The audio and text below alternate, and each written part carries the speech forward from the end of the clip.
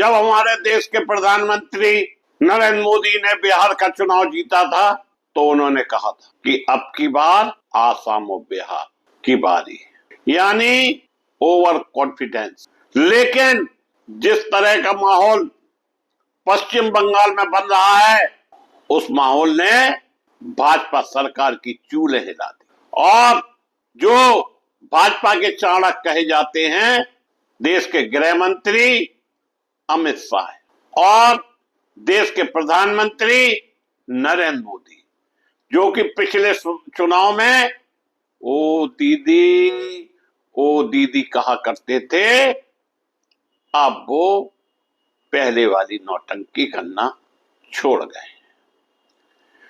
इतना ही नहीं, supreme court ने जिस तरह का झटका दिया है, उससे लग रहा है कि बंगाल चुनाव आसान नहीं होगा भाजपा को जीतना।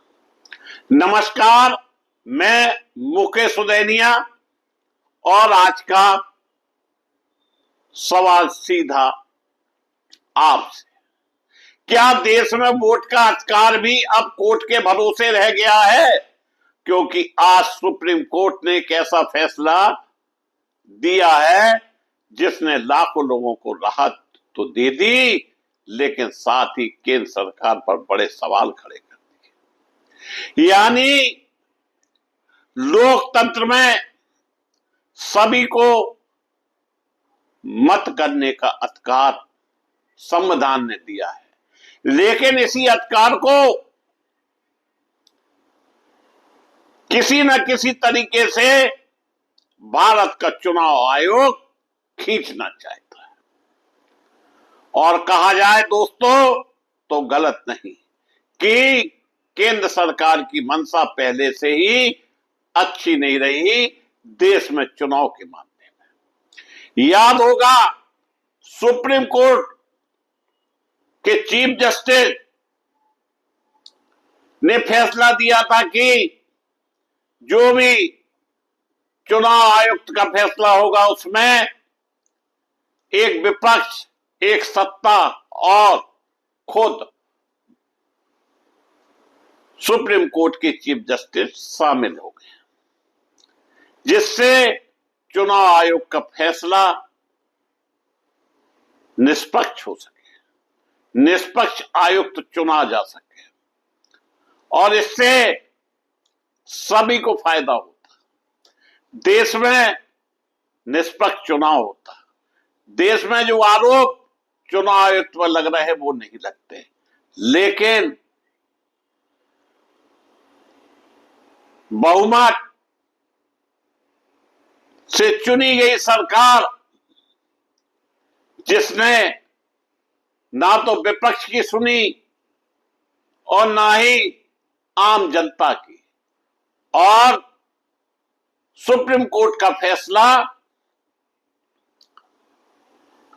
लागू ना हो जाए, इसके लिए लोकसभा में एक प्रस्ताव लाया गया, जिसमें सत्ता पक्ष के दो, एक विपक्ष का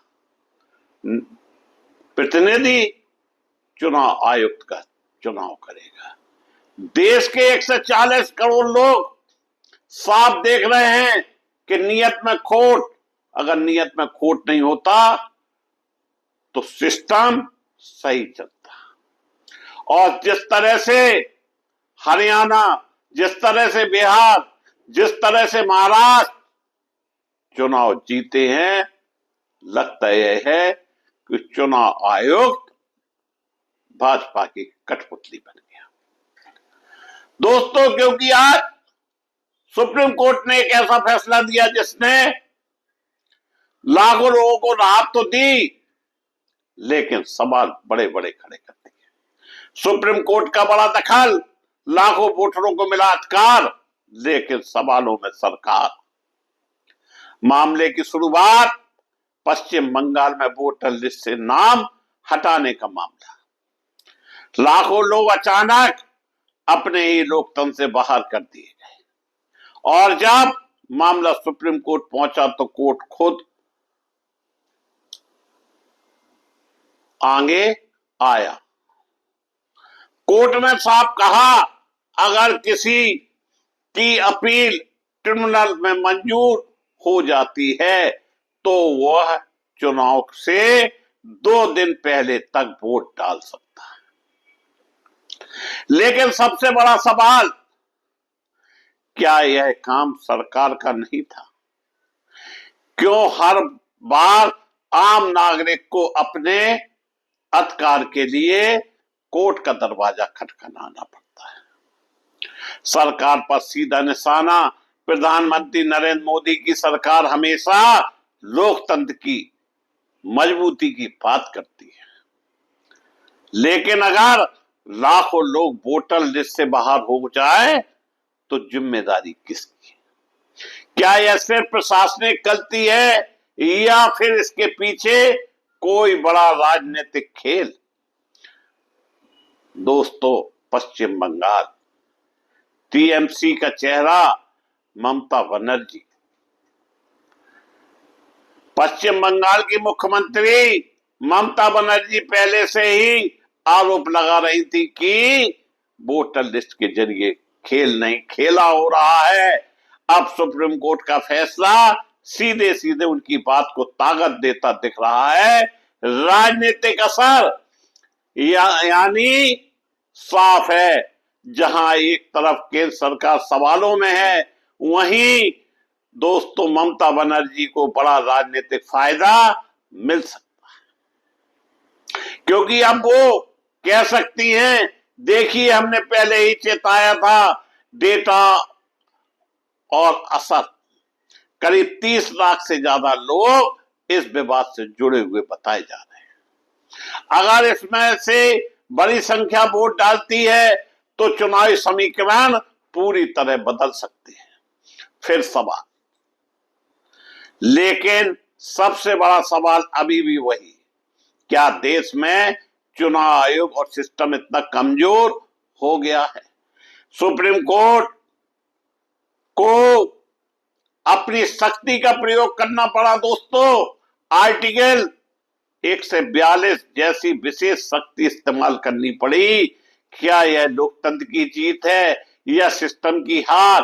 क्या सरकार जवाब देगी या फिर मुद्दा भी बाकी सवालों की तरह दब जाएगा? आज का सच यही, अगर सुप्रीम कोर्ट बीच में नहीं आता तो लाखों लोग अपने लोकतंत्र में गुमनाम रह जाते हैं। और यही सबसे बड़ा सवाल, देश बदल रहा है, लेकिन क्या लोकतंत्र भी बदल रहा है?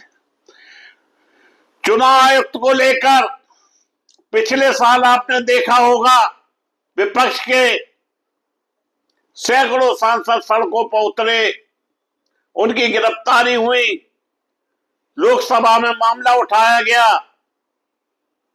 लेकिन गुज्जू भैया के सामने किसी की नहीं चली। और जो लोकसभा के स्पीकर हैं, उनकी तो कहना ही क्या है। सरेआम पक्षपात दिखाई देता है। लेकिन हम देश के 140 करोड़ लोगों से पूछना चाहते हैं, यह देश किसका है दोस्तों?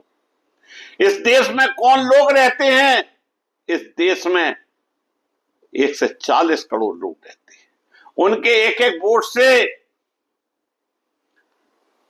सत्ता चुनी जाती है, चाहे वो कांग्रेस हो, चाहे भाजपा हो या कोई और दल।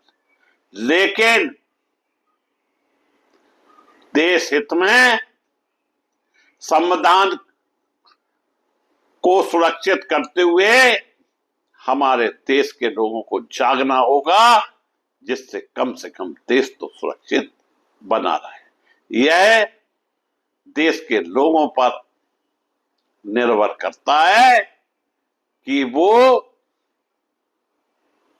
देश में ऐसी सरकार चुने जो देश हित के लिए कार्य कर रहे हैं। आज इतना ही, बाकी फिर मिलेंगे आपसे।